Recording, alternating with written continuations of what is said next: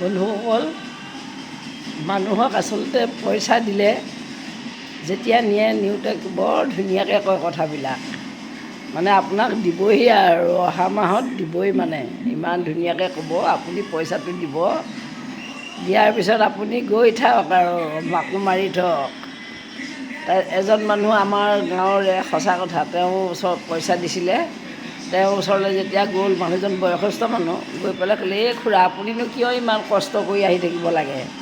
মই আছোঁ নহয়, চিন্তা কৰিব নালাগে, যাওক, আমুক তাৰিখে দিম, যাওক, আমুক বাৰ দিনা ক'লে আৰু অহা দেওবাৰে দিম বুলি। তাৰপিছত খুৰা মানুহজন আকৌ গৈছে দেওবাৰে। তাৰপিছত ইছ ৰাম, খুৰা, আপুনি কিয় ইমান গৰমখনত কষ্ট কৰি আহে? মই দি আহিমগৈ ন আপোনাৰ ঘৰত, আপুনি কিয় চিন্তা কৰে?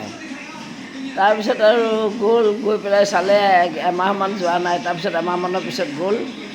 যাওঁতে কৈছে, খুৰা, কিনো আপুনি পইচাকেইটাৰ কাৰণে ইমান চিন্তা কৰে?